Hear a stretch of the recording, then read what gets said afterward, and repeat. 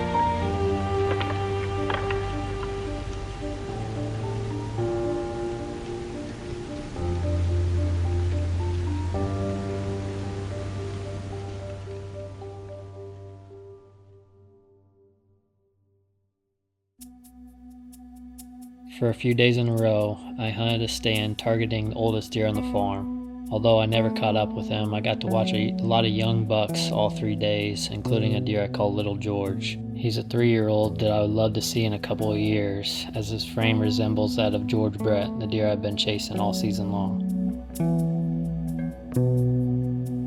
With just a few days left in the season, I decided to move back to the main food source on the farm, hoping to catch up with any fully mature buck.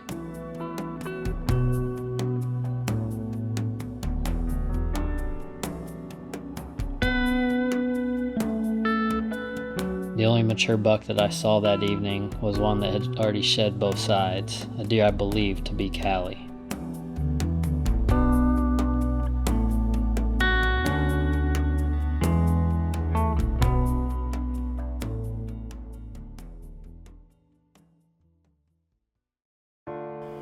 Jared began his season hunting over frigid forage food plots, and as the season comes to a close, he's still relying on the drawing power of Big and Beastie.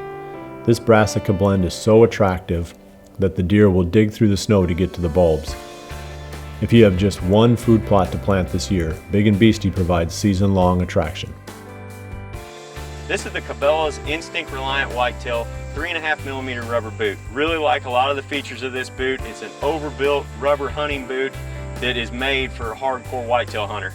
It's got neoprene for comfort on the inside with a rubber shell that's going to keep it waterproof and scent-free. They're lightweight, durable, so if you're in the market for a whitetail hunting boot, I recommend you check out the Cabela's Instinct Reliant Whitetail 3.5mm rubber boot. I first started working with Realtree in 1992. At Realtree, it really was about family, friends, and the outdoors, just like their original tagline said. This relationship has been more than friendship, however. Realtree has always made highly effective camouflage patterns that continue to evolve. Their newest extra patterns are testament to this fact. These open patterns are extremely effective in the hardwoods of the Midwest where we find ourselves most often. It is fun to work with friends, but it is even more fun to work with friends who make great products. That's interesting. is bitterly cold on the last day of the season. Minus 15-degree wind chills numb my face as I head to the blind one last time. I'm headed to the best food source on the farm, 7 acres of soybeans in a big bottom field. Maybe I can still pull a rabbit out of this hat. At the same time, 100 miles to the east, Jared Mills is also heading to his best spot.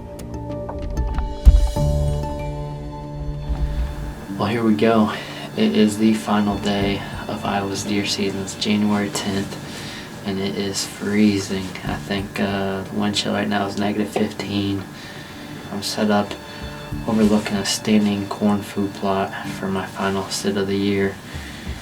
And fortunately, I'm nice and cozy in this redneck blind, but I think there's going to be a lot of deer movement. I think they're going to feed hard, and especially with these conditions, I think they're going to hit the standing corn. There's a lot of other food sources, but everything's ice covered, so that kind of takes away turnips and clover and things like that that the deer can't quite get to through the frozen ice. I think the standing corn is going to be the ticket. I've already seen a number of deer kind of moseying around back in the pines, and I can see them bedded, and a few are getting up and heading out towards the corn. I think there's a couple coming in the corn right now, so I think the biggest challenge is getting the deer in bow range. It's a pretty big plot, and we'll see what happens. It's just a matter if the right deer works its way into bow range, but hopefully, either way, hopefully I have a good hunt and see some good deer, and shouldn't get too cold inside the redneck, so I'll keep you posted as the night goes. I'm looking forward to seeing what happens.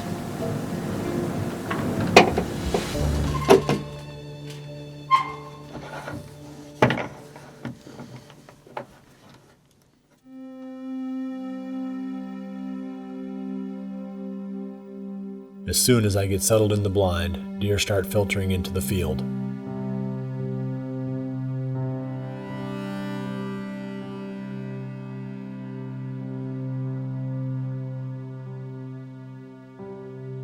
As quickly as they arrive, the deer scatter for no apparent reason. I'm confident they will return. It's still early. In keeping with the late season formula, food and cold, Jared is also seeing a flood of deer.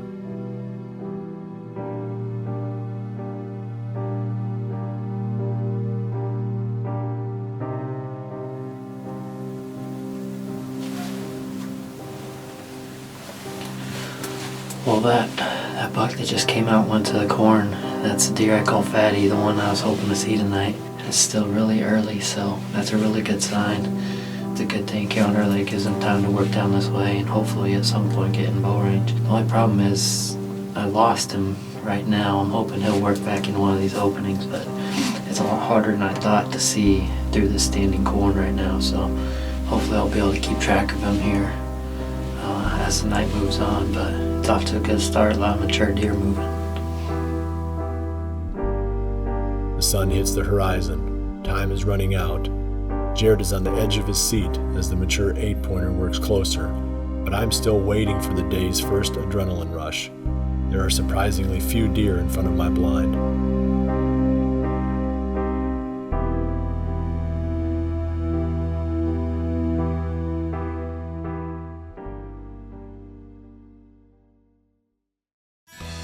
One of the best ways to ensure a successful season is to keep from overhunting your stands. One way to overcome this challenge is to hold back one stand that you use only for quick sets, hunting on the fly. Muddy's 13-pound Vantage stand is ideal for this strategy. It is easy to carry in backpack fashion and goes up quickly, quietly, and solidly. The Muddy Vantage makes that goal a definite reality. I always detach my fused quiver once I get to the stand or blind, but some of the hunters in our group prefer to leave them on.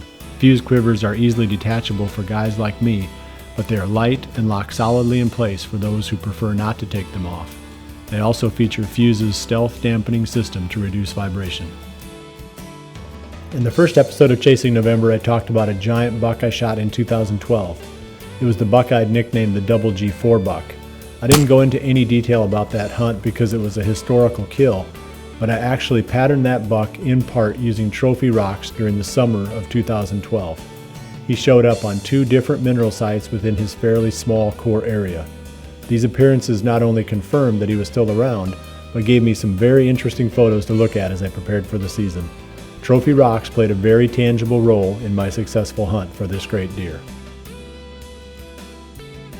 A lot of the sponsors that we use on Chasing November and Midwest Whitetail are products that I've used for a long time and believe in. A major one of these is the Scott releases. I started shooting Scott back in 1990. They've never let me down, they're super reliable, and I think that's the most important thing that a release aid can do. And you can definitely trust a Scott to work every time. Well, I got about half hour left here, and the deer are really pouring out, and the hard part is trying to keep track of which deer are where.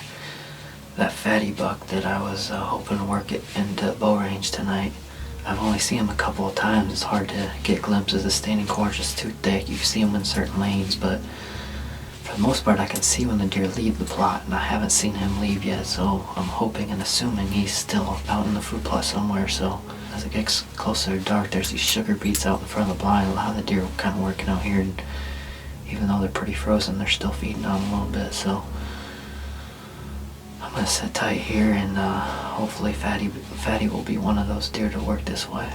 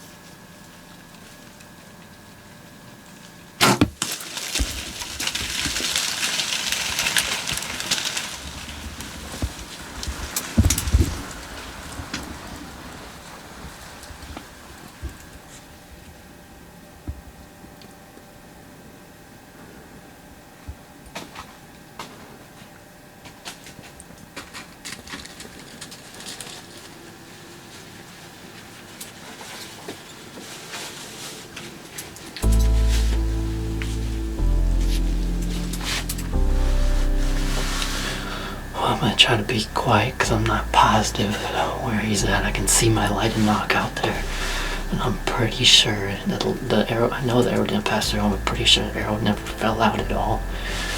It was quartering away really pretty hard, and so I placed it back a little bit, and I think I tucked it up in there.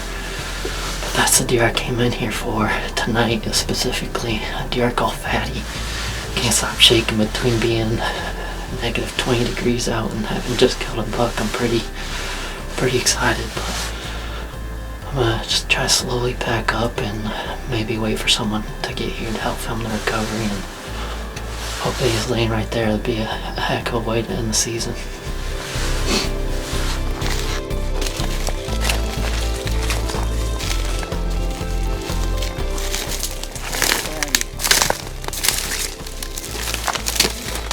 Well, here's the deer I've been calling Fatty. Giant bodied, big old mature buck. A deer that I've basically known the entire season. For sure this year, he definitely, on all the trail cam pictures and video, he displayed an aggressive behavior. He's always aggressively working the scrapes. You could see him running other bucks off. Just displayed that bully buck type attitude. So January 10th, last night of Iowa season, I was happy to put my tag on this deer. I think it definitely benefits this farm in the future, especially with the number of good 3 and 4 year olds I encountered this year. I passed a lot of good deer, and taking a deer out like this I think only helps the case for the future. So the other cool thing about this hunt is this is a deer I specifically came to this food plot for tonight. I knew he was in this general area. I encountered him in this food plot New Year's Eve actually. He walked right by that redneck blind. I was in a tree stand over here. So I knew he was hitting this food plot, and he was the deer I came after tonight. So it's always fun when you target one specific buck, no matter how big it is. Obviously this isn't the biggest antlered deer, but it was still a lot of fun targeting one deer tonight and actually getting that deer to come into bow range and getting a shot basically in the last minute or two of Iowa's deer season. So really cool hunt. I'm glad it all worked out, and I'm glad I got to fill buck tag this year. It was a long season. I had a lot of really exciting hunts. Like I said, passed a lot of good deer, and to end it on a high note is something pretty cool. Great way to end the 2015 deer season.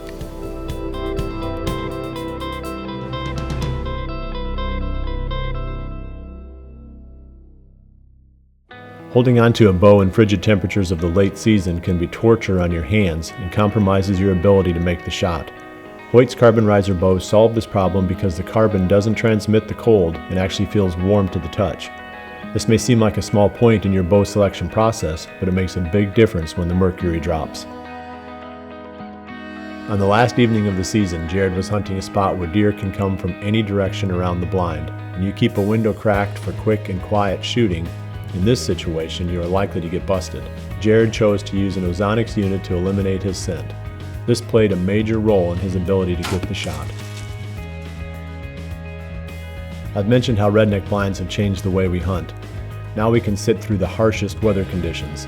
The last day of Iowa's 2015 deer season was wicked cold. The redneck blind allowed Jared to stay warm and keep hidden from the deer at close range. Next, I have a stand placement tip. In most situations now, I try to set my muddy stand on the back side of the tree, away from the direction the deer are most likely to approach. Deer almost never see me when I'm set up this way. The only trick to this stand placement strategy is to have a stand with a lot of adjustability. It is tough enough standing for hours, but it would be impossible if the platform weren't level. Muddy makes solid, quiet stands with all the adjustment I need to hunt using this effective style.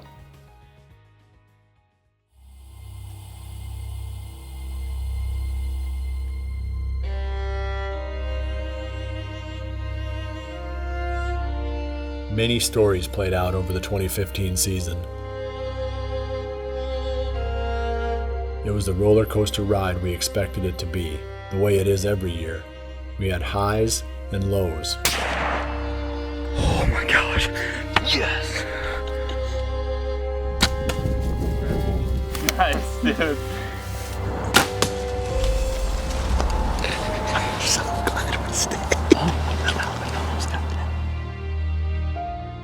We killed some giant bucks.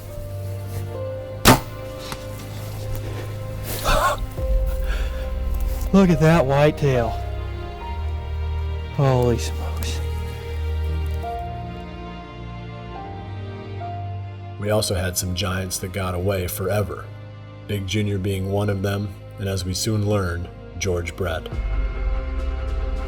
Obviously a deer I have a lot of history with, but I just can't believe I actually found him dead. Either way, whatever happened to him, it's not how you want to find him. Definitely, the only word that comes to mind is bittersweet, but the final chapter of the story of George Brett has finally come to an end. This is how we live our lives, one season to the next. Oh my gosh, that is a cool set. Right next to each other. Look at that thing. Laying right next to each other. Yep. This season is now over. Starting tomorrow, we begin a new quest as we are once again chasing November.